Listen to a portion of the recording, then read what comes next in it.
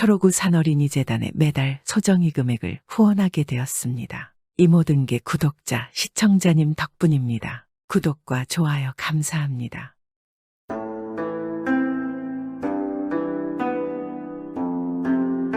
옛날 옛적에 돌쇠라는 성심이 착한 사내가 살았습니다. 돌쇠는 산골 마을에 살았는데 그러던 어느 날 돌쇠는 사람들이 많은 도성으로 가서 살고 싶어졌습니다.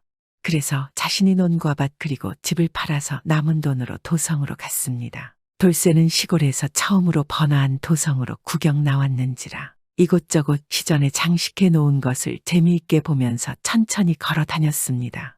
그리고 그 많은 시전 가운데 가장 돌쇠의 마음을 끄는 것은 여인네 놀이개를 파는 시전이었습니다. 찬란한 비단으로 수놓은 입구 앞에는 눈이 부실 만큼 광채나는 금강석, 비취석, 산호, 홍보석 등 이름도 모를 귀중한 보석들이 가득히 걸려 있었습니다. 그런데 그 중에 가장 광이 나고 가장 아름답게 생긴 커다란 진주 한 개가 놓여 있었습니다. 그런데 보석의 일도 관심 없던 돌쇠가 마음에 들었는지 그 앞을 떠날 줄 모르고 멀거니 서 있었습니다. 더욱이 그 진주에서 이상한 두 줄기의 광채가 빛나는 것이 마치 돌쇠의 마음을 이끄는 아름다운 여인의 눈동자 같다고 생각들었습니다. 시간이 가고 해가 지는 줄도 잊어버리고 돌쇠는 그 영롱한 진주에 취하여 그것을 마냥 바라보고 있었습니다. 돌쇠가 저 값비싼 진주를 살 돈이 있었으면 좋겠지만 그같이 많은 돈을 만져도 보지 못한 돌쇠인지라 도저히 그 진주를 살 엄두가 나지 않았습니다. 그러자 이 보석 가게 주인 되는 유복한 노인이 나왔습니다. 돌쇠는 입에 침이 마르도록 그 진주의 아름다움과 시전 안의 보석들의 아름다움을 칭찬하면서 아마 영감님이 시전이 이 나라 안에서 제일인 듯합니다. 하고 말하였습니다. 마음 넓고 유복한 주인 노인은 젊은 돌쇠의 칭찬해주는 말에 기쁘기도 하고 또 너무 순박한 돌쇠를 보자 자신의 젊을 때가 생각이 나서 시전 안으로 불러들여 옥으로 만든 가락지 한 개를 선물로 주었습니다.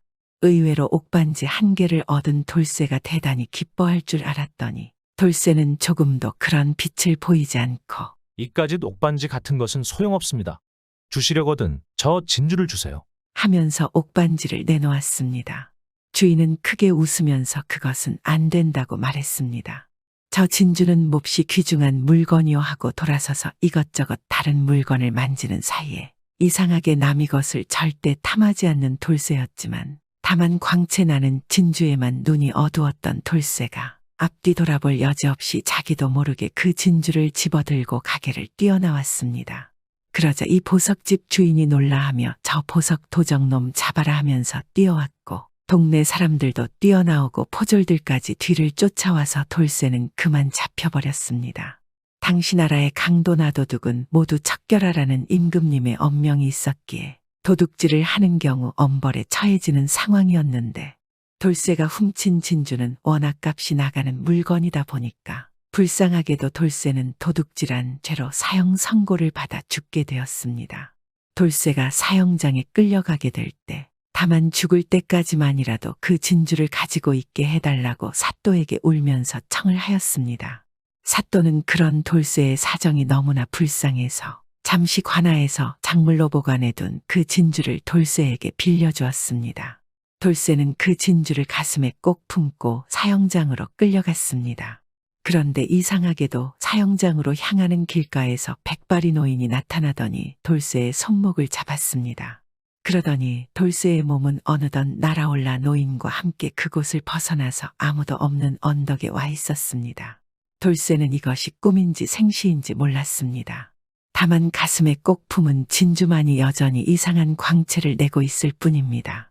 의문의 노인은 웃음을 띠며 내가 가지고 있는 진주 속에는 이 세상에 가장 아름다운 여인이 들어있을 것이야. 그러니 네가 꼭 그 여인만 생각하고 다른 마음을 먹지 않고 있다가 밤중에 그 진주에 3번 닙을 맞추면 그 속에 있는 여인이 살아나올 것이야. 노인의 말에 돌쇠는 그 진주를 바라보았습니다. 그리고 잠시 후 노인에게 되물었습니다. 헌데 어째서 저를 구해 주시고 이런 것까지 알려주시는 것입니까? 그러자 노인이 흐뭇하게 웃으며 돌쇠를 보았습니다. 지난날 자네가 이 도성으로 오는 길에 다 죽어가는 노인을 살려준 일이 있었지. 돌쇠는 노인의 말에 며칠 전의 일을 떠올렸습니다. 길거리에 아무렇지 않게 버려진 듯 쓰러져 있던 할머니를 보았습니다. 그 다 죽어가는 할머니를 지나가는 사람들은 모두 못 본 채하였으나 돌쇠는 그냥 지나칠 수가 없었습니다. 그래서 자신이 가진 물과 음식들을 나누어 주고 있는 돈을 털어서 의원에게까지 데려가 살려놓고 길을 떠났던 일이 있었습니다. 자네가 구해준 할머니가 내 살아있을 때 부인이야. 자네와 같은 착한 사람은 복을 받아야지. 비록 그 진주를 도둑질을 하게 되었으나 그것은 자네의 의지가 아니었을 것이야. 이 진주의 신기한 기운에 홀리면 다 그리 되는 것이니 자책하지 말게나. 그리고 내 말을 잘 기억해서 행하도록 하시게 알겠지. 말을 마친 노인은 연기처럼 사라져버렸습니다. 돌쇠는 그 신기한 상황에 기쁜지 무서운지 마음을 알 수 없을 만큼 놀랐습니다. 하지만 이내 정신을 차렸고 그때부터 곁눈질 한 번 하지 않고 노인의 말대로 한마음 한뜻으로 진주 속의 여인이여 살아나라 살아나라 하고 생각만 하였습니다. 해가 지고 밤이 깊어 삼경이 되어서 돌쇠는 노인이 말한 대로 진주에 3번 입을 맞추었습니다. 그러자 놀라운 일이 벌어졌습니다. 진주에서 구름 같은 연기가 무럭무럭 나오더니 그 가운데로 너무나 아름다운 여인이 나타났습니다. 나는 이 나라 임금님의 무남동녀 외동딸이었습니다. 그런데 고약한 못된 도사가 궁에 들어와서는 그의 술법으로 이 진주 속에 가두었습니다. 알 수는 없지만 어렵고 신비한 방법이 아니면 다시 이 세상에 나올 수가 없을 것이라 말했습니다. 그 방법을 도무지 알 수가 없습니다. 말을 마친 아름다운 여인은 다시 진주 속으로 사라졌습니다. 돌쇠는 예쁜 공주를 이 세상에 다시 나오게 할 방법을 궁리하고 찾기 위해서 일어섰습니다. 하루가 가고 이틀이 가고 달이 바뀌고 해가 바뀌도록 돌쇠가 한결같이 그 진주를 품고 세상을 돌아다니면서 진주 속에 갇힌 공주를 구할 수단을 찾으려고 노력했습니다. 그러나 못된 도사의 술법으로 갇힌 공주를 구원해줄 방도를 조금도 찾을 수 없었습니다. 그러던 어느 날 돌쇠는 돌아다니다가 어느 물가에 앉아서 흘러가는 강물을 바라보며 근심하는 얼굴로 한숨만 쉬고 있었습니다. 그러다 진주를 꺼내 얻으러 입을 맞추면서 아, 이 속에 갇혀있는 공주님을 구하질 못하는구나 하고 탄식만 할 뿐이었습니다. 그런데 문득 뒤에서 그 진주를 나에게 팔아라 하는 소리에 깜짝 놀라 돌아보니까 훌륭한 의복을 입고 많은 부하들을 거느린 사내가 서 있었습니다. 돌쇠는 그 위험에 놀라서 어찌할 바를 모르는데 이 사내가 하는 말이 그 진주를 보니 나의 사라진 귀한 딸의 눈동자에서 나오던 그 빛과 똑같은 광채가 나는구나. 그것을 보고 있으니 내 딸 생각나는구나. 그 진주를 나에게 팔아라 하고 말했습니다. 돌쇠는 기가 막혀서 이 진주는 이 나라 땅을 다 나에게 준대도 팔지 못하겠습니다. 만약 내가 죽으면 무덤 속까지라도 가지고 갈 터이니 결코 내어드릴 수가 없습니다. 그러자 사내가 대단히 성을 내며 부하들에게 저놈을 잡고 저 진주를 빼앗아 와라 하고 호령을 하였습니다. 사내의 힘센 부하들이 우르르 몰려 들어와서 돌쇠를 얼싸안고 그 귀하고 귀중한 진주를 빼앗으려 하였습니다. 이 진주는 돌쇠가 목숨보다 더 귀하게 여기고 한시도 몸에서 떼어 놓지 않은 귀중한 것입니다. 돌쇠는 내가 가지지 못할 바에야 남의 손에 빼앗기기는 싫다 하는 생각이 들었습니다. 돌쇠는 그같이 귀중한 진주를 단호히 결심하고 강물에 내던져 버렸습니다. 그리고 나는 이 세상에 살아서 무엇을 하려 하는 생각에 자신을 끌어안고 있는 사내의 부하의 칼을 빼내어 스스로 가슴을 찔러 목숨을 끊으려고 하였습니다. 그런데 그때였습니다. 갑자기 하늘에서 환한 빛이 내려와서 진주가 빠진 강물에 내비쳐졌습니다. 그러자 강물 위로 진주가 떠올랐고 그 진주 속에 갇혀있던 공주가 나타났습니다. 돌쇠는 깜짝 놀라서 죽으려던 것을 멈추었습니다. 그리고 돌쇠에게서 그 진주를 빼앗으려던 사내가 아니 이럴 수가 내 딸이여 하고는 진주에서 나온 여인을 와락 끌어안았습니다. 이 사내가 바로 공주의 아버지이자 이 나라의 임금님이었던 것이었습니다. 임금 역시 자신의 딸을 찾아 구할 방법을 찾기 위해 신하들을 데리고 온 나라를 돌아다니는 중이었던 것이었습니다. 공주는 다시 돌쇠의 앞으로 와서 당신의 덕으로 오랫동안 도사의 술법 때문에 갇혔던 내가 살아났습니다. 이 모든 것이 돌쇠 당신 덕분입니다. 하고 돌쇠에게 너무 고마워하는 것입니다. 저는 공주님을 살린 것이 아니라 도리어 공주님을 물속에 던져버린 죄인이올시다. 하고 돌쇠가 말했습니다. 공주는 환하게 웃으며 아닙니다. 당신께서 목숨보다 더 귀하게 여기던 그 진주를 가차없이 내버리신 그 행동이 곧 나를 진주에서 빠져나가게 하는 방법이었던 것입니다. 그만큼 당신이 이 생이 하늘을 움직이게 한 것입니다. 하며 돌쇠의 행동을 다시 치하하였습니다. 임금님 또한 몹시 기뻐하면서 후에 돌쇠와 그 공주를 혼인을 시켰습니다. 그리고 임금님은 아들이 없었기에 사위가 된 돌쇠를 자신의 후계자로 봉하였습니다.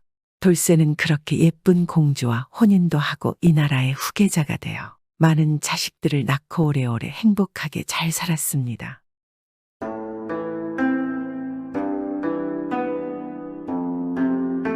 옛날 옛적 서울에 김정승과 이정승이 있었는데 둘 사이가 너무 친해 마치 한 사람 같았습니다. 두 정승 부인 또한 매우 친밀하였고 묘하게도 한날 한시에 태기가 있게 되었습니다. 김정승과 이정승이 생각하니 이는 하늘이 정한 연분이라 내가 아들을 낳고 내가 딸을 낳든지 내가 딸 낳고 내가 아들 낳으면 서로 사돈을 하자고 굳은 약조를 하였습니다. 배 안에 혼사까지 정해놓고 두 정승이 기다리는데 14기 되니 두 집 부인이 다 아들을 낳았습니다. 그렇게 혼사일이 글러지자 두 집에서는 아들을 결의 형제로 맺어주었습니다. 이정승의 아들은 이름을 칠복이라 부르고 김정승의 아들은 석삼이라 부르는데 두 집 부모가 친밀하니 칠복이와 석삼이도 서로 형님 동생하며 사이좋게 지냈습니다. 둘은 어려서부터 굳게 맹세하기를 훗날 우리 두 사람 가운데 누가 잘되고 누가 못되든 서로 잊지 말자고 하였습니다. 그때로부터 세월은 물처럼 흘러갔습니다. 그 사이에 칠복이는 아버지를 여의고 벼슬길마저 끊어지게 되었습니다. 하지만 석삼이는 김정승이 살아있어서 서당에 다니며 글 공부를 하였고 과거에 급제하여 평양감사로 내려가게 되었습니다. 칠복인의 살림 형편은 날마다 쪼들리기만 하다가 나중에 살아나갈 길까지 아주 막혀버렸습니다. 이렇게 되자 칠복이는 하는 수 없어 평양감사로 있는 소시적 결의 형제인 석삼이를 찾아가기로 마음먹었습니다. 칠복이의 부인이 시집 올 때 가지고 온 가락지와 비단을 팔아 노잣돈을 장만하고 평양 500리 길을 허둥지둥 걸어가는데 그 모양 가련하기가 짝이 없었습니다. 칠복이는 굶기를 밥 먹듯 하며 500리 길을 보름 걸어 평양에 당도하자 바로 석삼이를 찾아갔습니다. 하지만 칠복이의 남루한 옷차림을 본 문지기들이 아무리 사정해도 들여놓지 않았습니다. 칠복이는 하는 수 없어 문지기를 보고 눈을 부릅뜨고 소리쳤습니다. 내 눈이 있어도 어찌 평양감사 석삼이의 결의 형제 칠복이를 몰라보느냐. 감사께서 아시면 큰 벌을 면치 못하리니 어서 급히 아뢰어라. 서울 사는 칠복이가 결의 형제 석삼이를 찾아왔다고. 문지기는 달려들어가 감사에게 칠복이가 말하던 대로 아뢰었습니다. 그러자 평양감사 석삼이는 문지기의 말을 듣더니만 성을 내어 펄펄 뛰었습니다. 어떤 미친 녀석이 와서 그런 헛소리를 한다는 말이냐. 나에게는 그따위 친구가 없으니 그 녀석이 정신을 차리게 흠뻑 때려서 내쫓거라. 석삼이의 명을 받은 문지기들은 칠복이를 보고 감사께서 너 같은 친구가 없다면서 한바탕 욕을 퍼붓고는 죽도록 때려서 내쫓았습니다. 칠복이는 결의 형제를 찾아왔다 죽도록 매만 맞고 나니 뼈가 부서지는 것처럼 참을 수 없었습니다. 누구든 장차 잘 되면 어려운 사람을 돕자고 하늘을 두고 맹세한 결의 형제 석삼이가 과연 이럴 수 있단 말인가. 하지만 칠복이가 한편 너그럽게 생각해보니 이제 세월도 흘렀으니 석삼이가 잠시 옛날의 칠복이를 잊을 수도 있을 것 같았습니다. 그러니 어느 때 기회가 생겨 직접 대면하는 날에는 자기 사정을 알아줄 수 있으리라고 여겼습니다. 그래서 칠복이는 평양을 떠나지 않고 어떻게 하나 석삼이를 만나보려고 오늘일까 내일일까 하며 기회만 노렸습니다. 그러던 어느 날 평양감사 석삼이가 평양 명기 꽃분이를 데리고 크게 즐긴다는 소문이 온 평양에 짜하게 퍼졌습니다. 그날이 되니 평양감사 석삼이가 대동강 근처 광장에 숱한 기생과 포졸들을 거느리고 나타났습니다. 칠복이는 이날을 손꼽아가며 기다리던 사람이라 평양감사 석삼이가 자리를 찾아 앉기 바쁘게 사람들을 마구 해치고 석삼이 앞에까지 달려갔습니다. 평양감사 석삼아, 결의 형제 칠복이가 너를 찾아왔다. 그러니 나를 모르겠느냐? 칠복이는 석삼이를 보자 예정이 되살아나며 지난 날 매를 맞은 것도 까맣게 잊어버리고 기뻐서 소리쳤습니다. 그런데 어려서부터 한 사람처럼 다정하던 석삼이가 그처럼 무정하게 칠복이를 노려보며 펄쩍 뛸 줄이야 누가 알았겠습니까? 애들아, 저기 웬 미친 녀석이 와서 감사의 이름까지 부르며 저 야단이냐. 저 미친 놈을 끌고 가서 대동강 깊은 물에 쳐넣되 북소리 3번 울리면 지체 말고 거행하라. 평양감사의 명이 내리자 포졸들이 욱하고 밀려나와 칠복이의 머리채를 잡아 쥐고 개 끌듯이 끌고 갔습니다. 포졸들은 칠복이를 끌고 배에 실어놓고는 사공에게 북소리 3번 울리면 물에 쳐넣어 주기라는 감사의 명을 전달하였습니다. 결의 형제 석삼이의 도움을 받으러 왔다가 그의 명 한마디에 꼼짝도 못하고 물귀신이 되게 되었으니 칠복이는 세상 천지가 어둡고 벼랑같이 험해서 말도 나오지 않았고 눈물도 나오지 않았습니다. 칠복이는 배 위에서 물결 따라 흘려내려가고 있었습니다. 이때 평양에는 꽃분이란 명기가 있었는데 비록 기생이라고는 하나 용모가 곱고 재질이 뛰어난 데다 의리가 있는 여인이었습니다.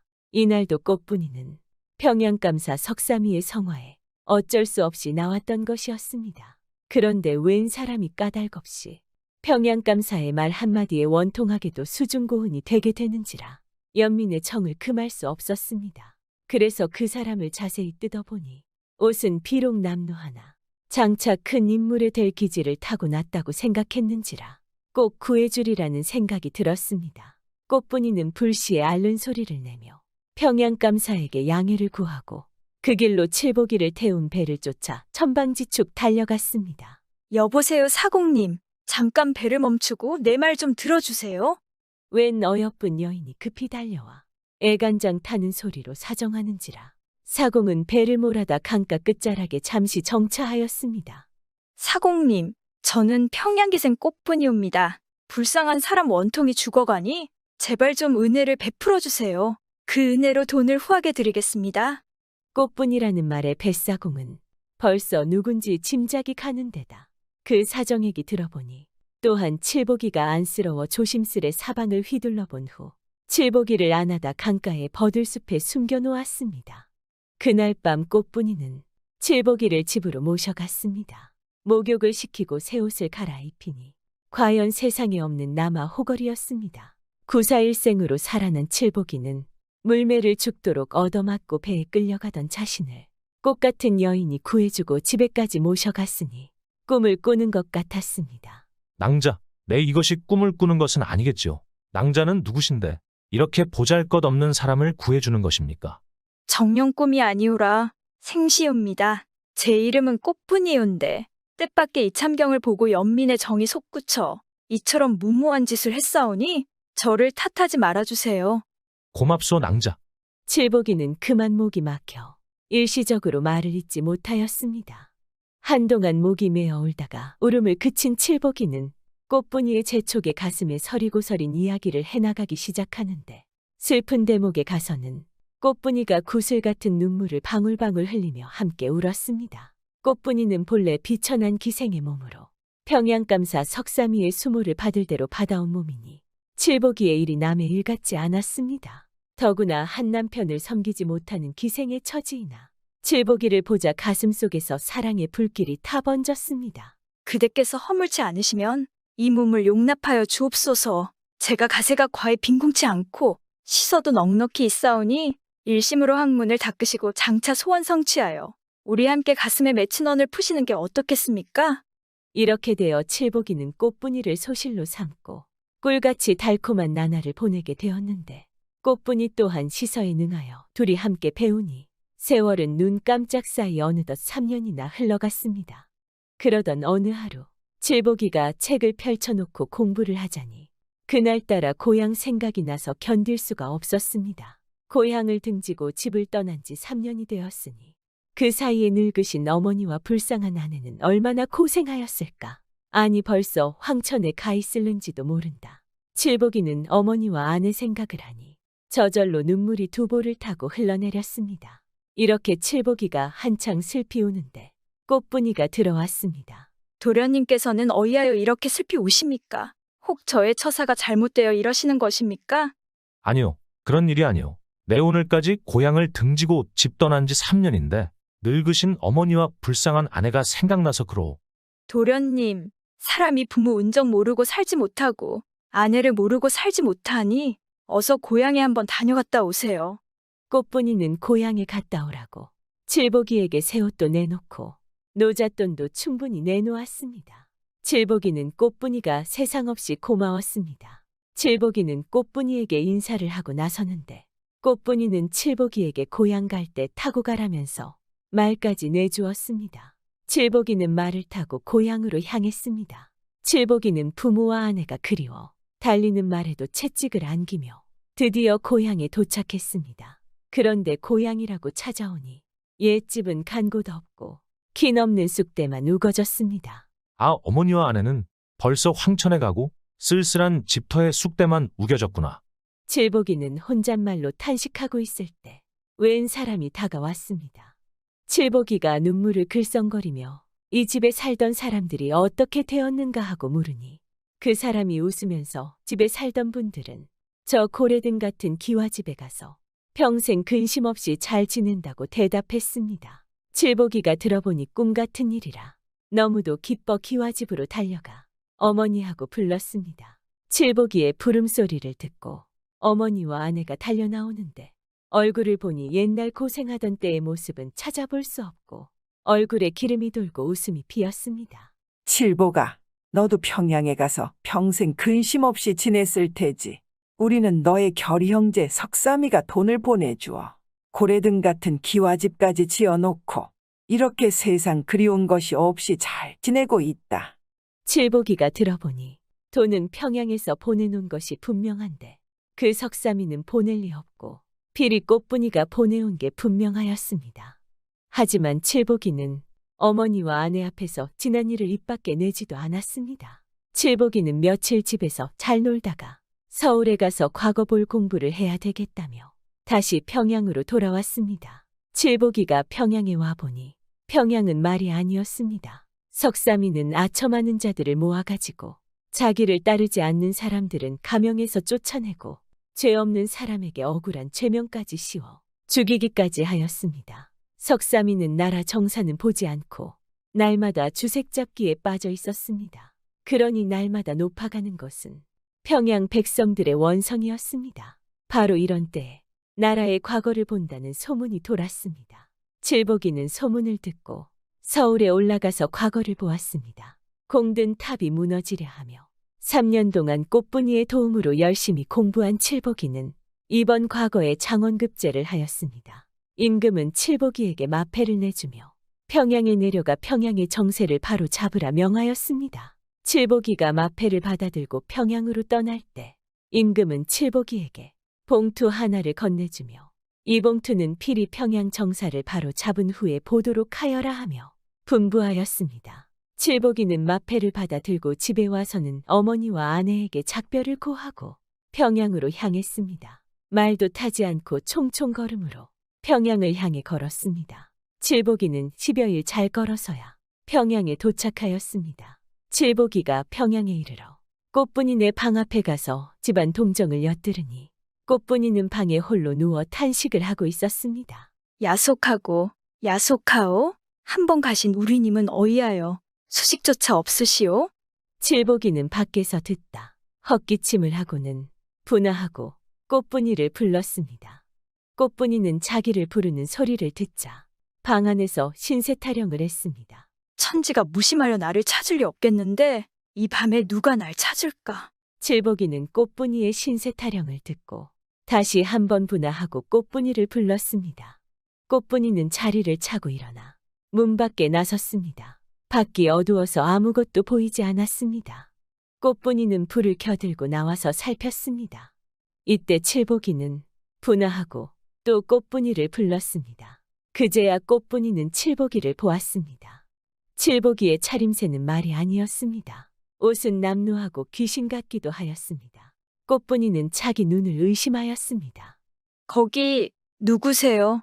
한양 갔던 내가 왔소. 아이고, 도련님 오셨으면 들어오시지. 무슨 남의 집이라고? 이렇게밖에 서 있으세요. 꽃분이는 칠복이의 손을 잡아 끌고 집 안에 들어섰습니다. 아이고 도련님, 어찌하여 이렇게 되었어요? 말도 마오. 한양에 가보니 늙으신 어머니는 세상을 뜨시고 사랑하는 처자도 볼 수 없어. 거지처럼 빌어먹으며 겨우 여기까지 찾아왔소. 꽃분이는 그래도 칠복이를 탓하지 않고 칠복이를 목욕시키고 그에게 새 옷을 입혔습니다. 그러니 여전히 전에 보던 칠복이요. 여전히 전과 다름없는 남아호걸이었습니다. 도련님, 이제는 아무 데도 나가지 마세요. 도련님만 계시오면 이 몸은 아무 근심 없습니다. 그럼 그렇게 하도록 할 터이니 안심하오. 이리하여 칠복이가 며칠간 꽃분이네 집에 있으려니 어느 날 또 석삼이가 대동강 근처 광장에서 놀이판을 벌린다는 소문이 돌았습니다.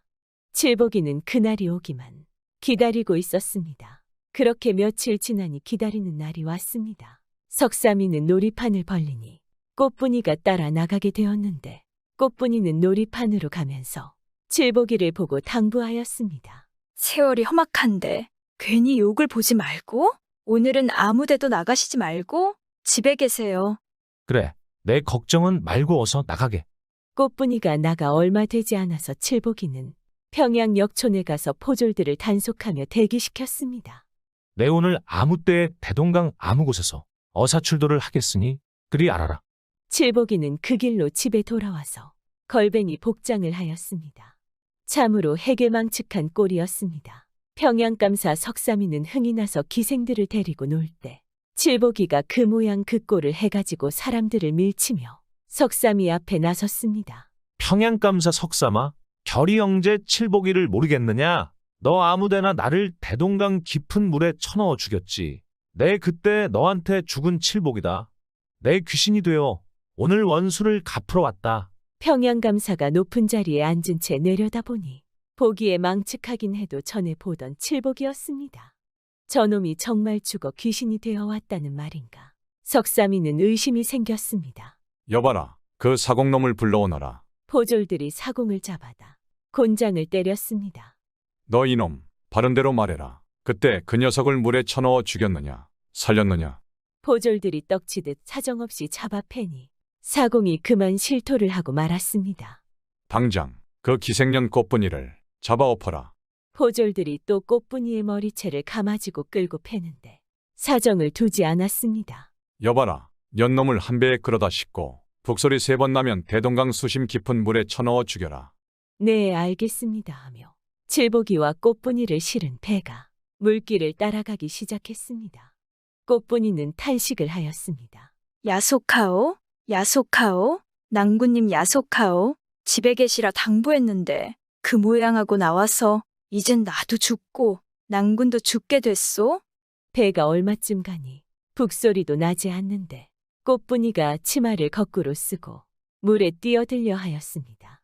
칠복이는 꽃분이의 치맛자락을 잡아당겼습니다. 꽃분아, 죽지 마오. 제발 죽지 마오. 하늘이 무너진데도 살구멍은 생긴다는데 죽지 마오. 꽃분이는 칠복이의 말을 듣지 않고 물에 뛰어들어 죽자고만 하였습니다.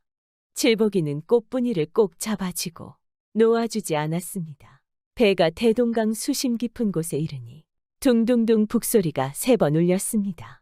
꽃분이의 눈에서는 피눈물이 쏟아졌습니다. 사공은 칠복이와 꽃분이를 보고 어서 물에 뛰어들라고 소리쳤습니다. 꽃분이는 원한의 눈물을 머금고 물에 뛰어들려 하였습니다. 이때 칠복이는 한 손으로 꽃분이를 잡고 한 손으로 번쩍이는 마패를 축혀들었습니다. 어사출도, 어사출도, 어사출도. 칠복이가 하늘이 쩡쩡 울리게 3번이나 소리쳤습니다. 어사출도 소리가 낮아 하늘에서 떨어졌는지 땅에서 솟아났는지 갑자기 숱한 평양 역촌 포졸들이 방망이를 들고 나와 평양감사 석삼이의 포졸들을 때려엎고 사공에게 명하여 배를 강가에 몰고 나오게 하였습니다. 그러자 칠복이는 새 옷을 펼쳐 입고 석삼이를 불러 꿇어 엎드리게 하였습니다. 석삼이 듣거라. 내가 한 일을 내가 알 것이니 내 일일이 말하지 않으련다. 친구가 무슨 소용이며 결이 형제가 무슨 소용이냐. 죄를 봐선 죽여 마땅하나 죽이지는 말고 물에 3번 쳐넣었다 빼내거라. 명이 떨어지자 포졸들이 석삼이를 잡아가지고 물에 들어가 석삼이를 대동강 물속에 쑥 밀어 넣었습니다. 석삼이를 꺼내는데 하늘에서 주먹만한 구름이 동동 떠오르더니 석삼이의 머리 위에서 벼락이 번쩍하고 쳤습니다. 석삼이는 벼락을 맞고선 악소리 한마디 지르지 못하고 죽었습니다.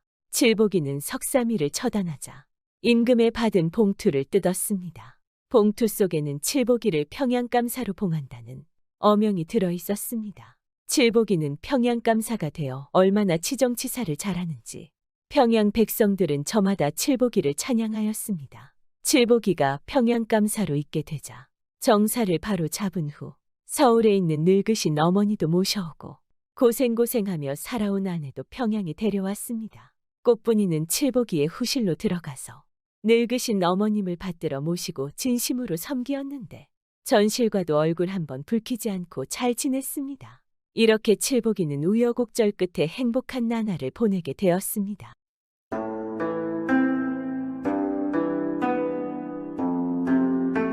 옛날 옛적에 어느 마을에 농사꾼 돌쇠가 살았습니다. 돌쇠는 아주 착하고 아주 열심히 농사를 지었습니다. 그런데도 살림이 나아지지 않고 점점 먹고 살기 힘들었습니다. 돈깨나 있는 양반들의 논을 빌려서 농사를 짓고 수확한 쌀을 거의 다 주다시피 했습니다. 그래도 돌쇠는 언젠가는 자신의 논밭을 가질 수 있다고 생각을 했습니다. 하루는 돌쇠가 오랜만에 장터에 갔습니다. 그곳에서 어려서부터 친구인 칠복이를 만났습니다. 칠복이도 농사를 짓지만 게을렀고 허구한 날 술 마시고 노는 게 일이었습니다. 그럼 부인과 아이들이 얼마나 힘이 들었겠습니까? 칠복이는 오늘도 변함없이 주막에서 혼자 술을 먹고 있었습니다. 칠복이가 돌쇠를 보자 반기며 돌쇠 아닌가? 오랜만에 봤는데 우리 술 한잔 해야 하지 않겠나? 칠복이가 오랜만에 만난 회포를 풀자며 술을 한잔 하자고 청하였습니다. 그럼 좋지. 오늘 같은 날이 아니면 언제 술을 마시겠나? 그렇게 돌쇠는 친구 칠복이와 함께 주막에서 그간 서로 살던 이야기를 나누며 술을 마셨습니다. 그런데 너무 신이 난 나머지 술을 한잔 한다는 게 그만 취할 정도로 너무나 많이 먹게 되었습니다. 이러다가 날이 저물겠네. 그만 마시고 다음에 또 만나자고 난이만 가야겠네. 돌쇠는 칠복이에게 그리 말하고 집으로 발걸음을 돌렸습니다. 아무래도 술에 취해서 집에 돌아가는 길이 영 힘들지 않겠습니까? 그리고 날도 어두워지니 어둑어둑한 고개를 넘다가 너무 힘들어서 나무 밑에 잠시 앉았습니다. 아이고 이런. 이거 술을 너무 많이 마셨구만. 이러다가 이거 집에도 못 가고 밖에서 노상을 하게 생겼구만. 돌쇠는 그렇게 생각하고 발걸음을 다시 떼려고 하였습니다. 그런데 갑자기 졸음이 쏟아졌습니다.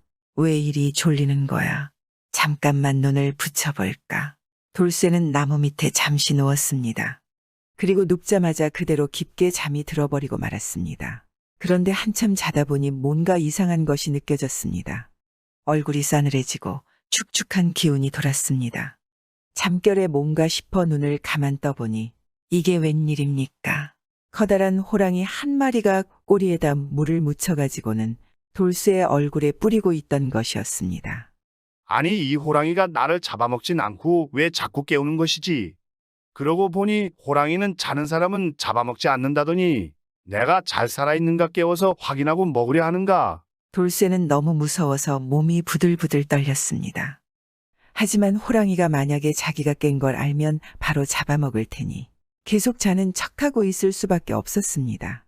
그렇게 한참을 자는 척을 했지만 언제까지 그러고 있을 수는 없지 않겠습니까?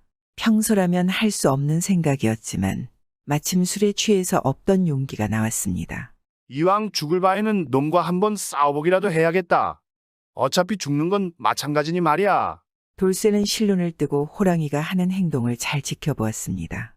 호랑이는 언제 이 사람이 깨어날까 열심히 물을 묻혀서 꼬리를 휘두르느라 정신이 없었습니다. 돌쇠는 그렇게 생각하며 물을 뿌리고 있는 호랑이의 꼬리를 얼른 손으로 낚아채었습니다.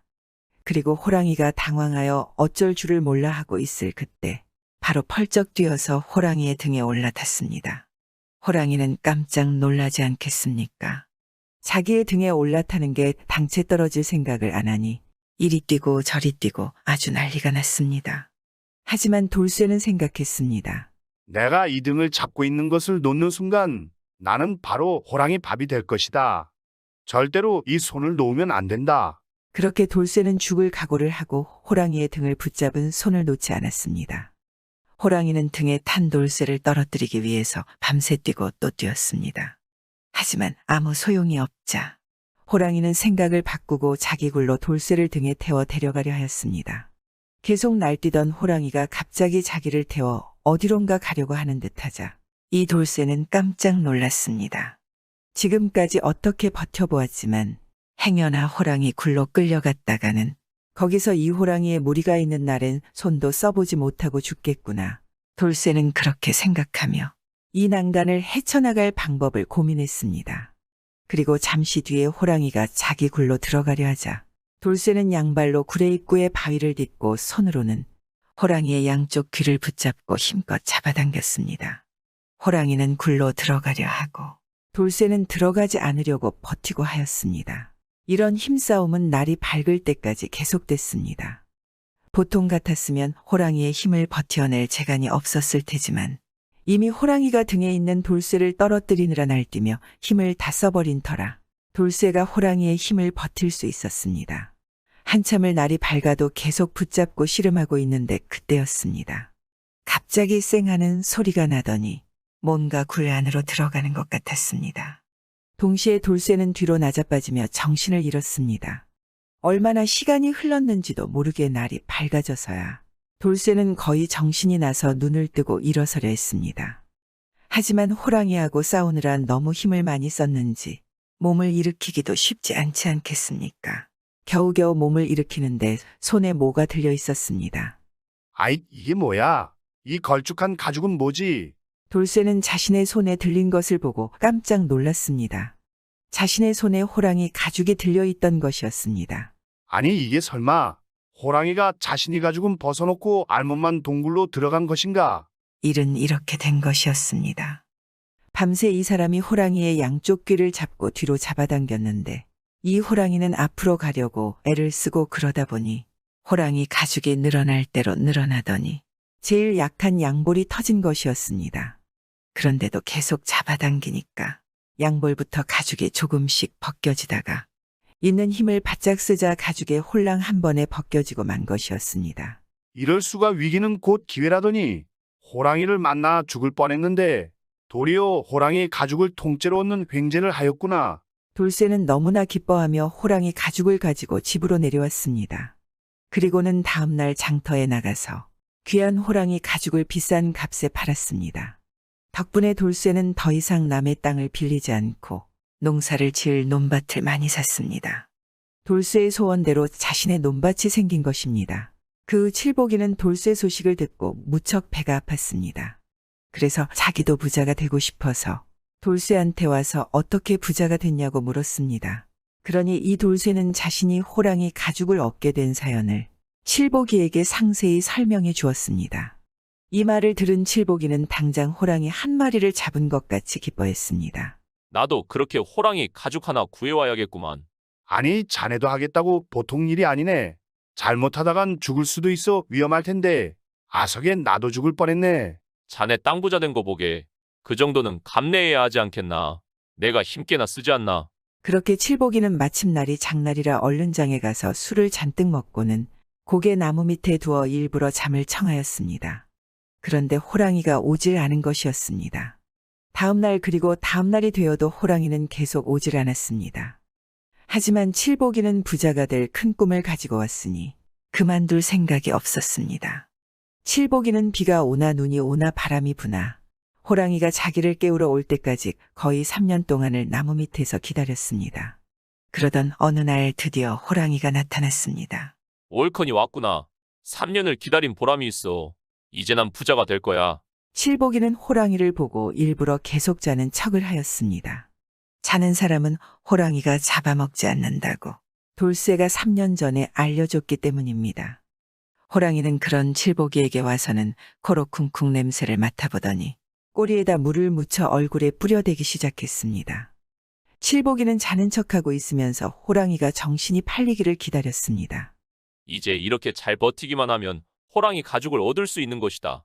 칠복이는 속으로 얼씨구나 했습니다. 3년의 기다림이 빛을 보는 것이었습니다. 칠복이는 돌쇠가 일러준 대로 호랑이가 정신이 팔리자 얼른 호랑이의 꼬리를 붙잡고 등에 냉큼 올라탔습니다. 그러니 이번에도 호랑이는 놀라서 마구 뛰기 시작했습니다.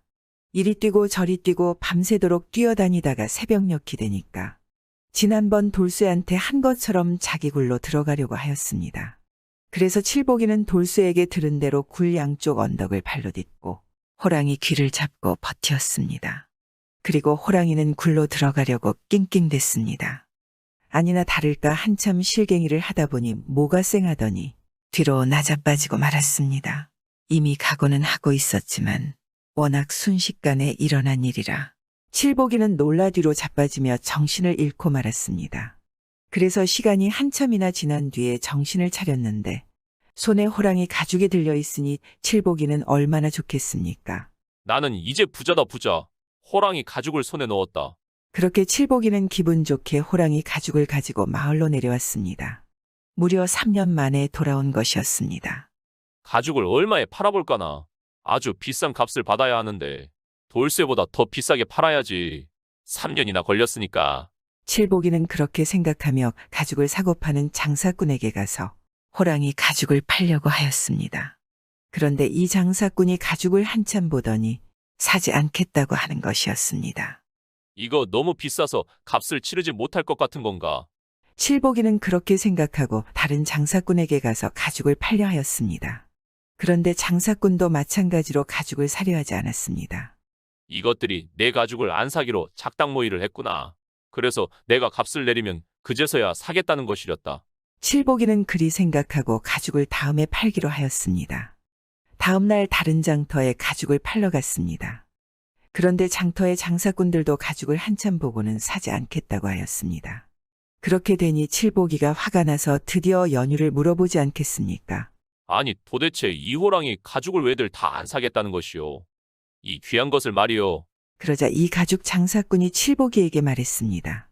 호랑이 가죽이 값이 비싼 이유는 그것이 아주 귀하기 때문입니다. 그런데 이 가죽은 일전에 이것과 아주 똑같은 통가죽이 있는지라 제대로 된 값을 받을 수 없는 물건이지요. 가죽이 너무 얇아서 쓸 데가 없습니다. 칠복이는 말을 듣고는 자리에 주저앉았습니다. 아니 이럴 수가. 칠복이가 벗긴 가죽은 바로 3년 전 돌쇠에게 가죽이 몽땅 벗겨져 알몸으로 도망갔던 호랑이의 가죽이었던 것입니다. 그동안 다시 털이 돋아나서 다시 생긴 두 번째 가죽이었습니다. 칠복이가 3년 동안 고생한 보람이 한순간에 사라져 버린 것이었습니다. 결국 칠복이는 호랑이 가죽을 팔지 않고 좋아하던 술도 끓고 농사일에만 몰두했습니다. 그러다가도 딴 생각이 나면 호랑이 가죽을 보고는 마음을 다시 세우고 열심히 살았습니다. 칠복이도 몇 년은 논밭도 사고 남부럽지 않게 살았습니다. 호랑이 가죽의 돌쇠와 칠복이의 인생을 바꿔놓지 않았겠습니까? 요즘에도 성실하게 사는 것보다 요행을 부리는 사람들이 있습니다. 이런 사람들은 한 번도 호랑이 가죽을 가져보지 못하지 않겠습니까?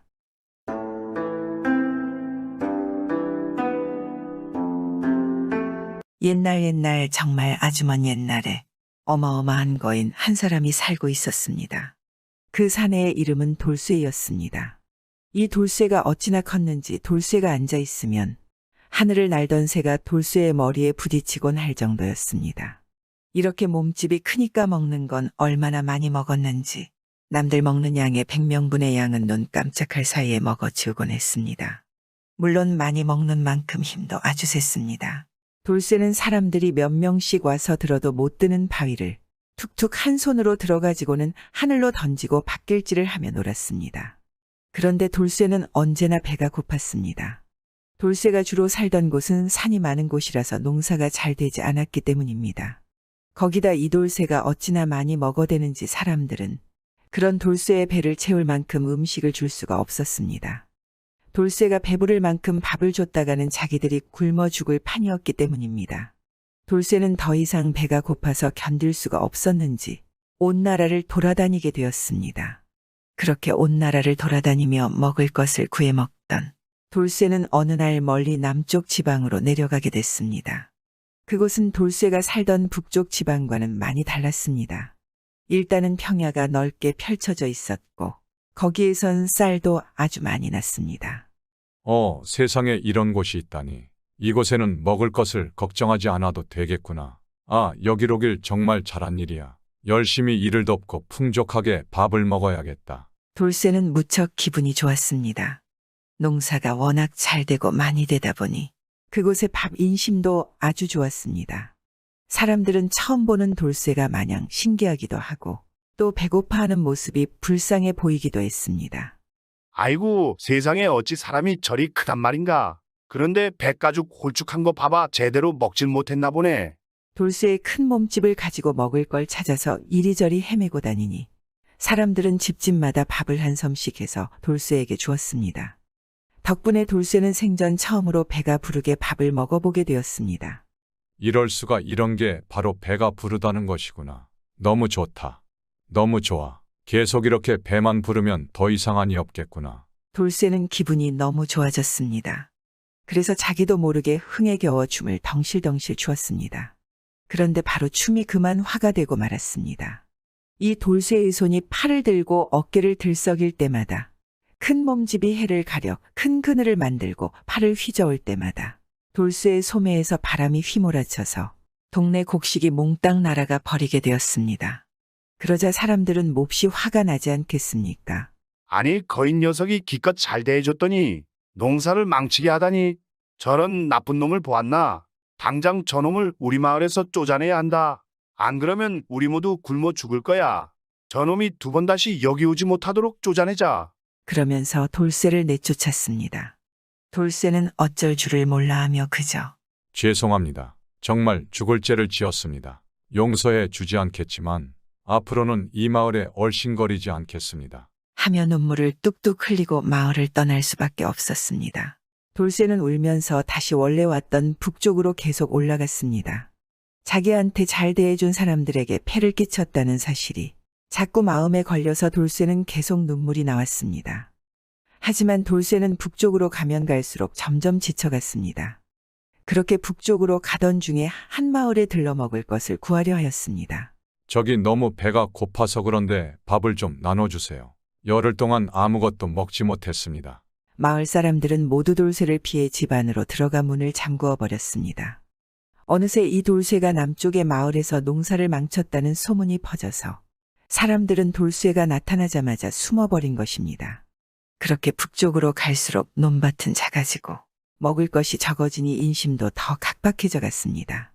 돌쇠는 그렇게 배고프고 지친 몸을 이끌고 마냥 걸어갔습니다. 그래도 쉴 때보다는 걸어야 배고픈 걸 덜 느꼈기 때문에 계속 쉬지 않고 걸었습니다. 그렇게 계속 걷다 보니 드디어 우리나라의 북쪽 끝에까지 오게 되었습니다. 북쪽 끝에 온 돌쇠는 그만 자리에 푹 쓰러지고 말았습니다. 뱃속에 뭐라도 들어가지 않으면 도저히 살 수 없을 것 같았습니다. 하지만 주변은 아무리 살펴봐도 먹을 거라곤 단 하나도 눈에 띄지 않았습니다. 이럴 수가. 이렇게 굶어 죽는 건가. 밥을 먹어본 지가 얼마나 되었는지 기억조차 나지를 않는구나. 아무 거라도 먹고 싶다. 돌쇠는 시야조차 희미해져 갔습니다. 이제 눈에 보이는 것이 없으니 그저 손을 뻗어서 뭐라도 배를 채우기 위해 닥치는 대로 집어서 입에 넣기 시작했습니다. 나무 흙 할 것 없이 모두 다 닥치는 대로 먹어치웠습니다. 그렇게 정신없이 먹다 보니 일단 배는 좀 차게 되었습니다. 하지만 먹은 것이 밥도 아니고 흙이나 돌 같은 것들이니 이 돌쇠의 배가 정상일 리가 없었습니다. 일어나서 몇 발자국 걷기도 전에 배를 움켜쥐고 대굴대굴 구르기 시작했습니다. 그리곤 곧 먹은 걸 모두 토해내기 시작했습니다. 돌쇠가 토하자 조금 전에 먹었던 나무 흙 돌이 꾸역꾸역 쏟아져 나왔습니다. 돌쇠는 어찌나 많이 먹었던지 한참을 그렇게 꼼짝없이 주저앉아 자리에다 먹은 걸 다 토해내버렸습니다. 그러고 나니까 돌쇠의 입 앞에는 토 한 개 쌓이고 쌓여서 어마어마하게 큰 하나의 산을 만들었습니다. 그게 바로 오늘날의 백두산이 되었습니다. 돌쇠가 일단 그렇게 다 토하구나 하니 속은 좀 가벼워지는 것 같았습니다. 하지만 배가 너무나 아팠습니다. 너무 배고프다. 아이고 내 신세야. 여기서 이렇게 객사하는구나. 나도 거인으로 태어나지 않고 인간으로 태어났다면 배 굶지 않고 살았을 터인데 너무도 한탄스럽구나. 돌쇠는 아프고 슬퍼서 눈물을 펑펑 흘렸습니다. 다토에서 속은 텅 비어 허전하고 몸은 피곤하여도 주변엔 돌쇠를 돕거나 좋아해주는 누구도 없었습니다. 남들과 다르게 거인으로 태어난 자기 신세가 서글프기 그지 없지 않겠습니까? 그렇게 한번 쏟아지기 시작한 눈물이 그칠 줄을 몰랐습니다.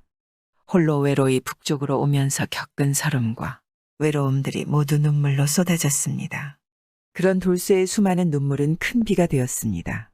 그 비는 아까 돌쇠가 토해서 만들어진 백두산 꼭대기에 큰 연못을 만들고 말았습니다.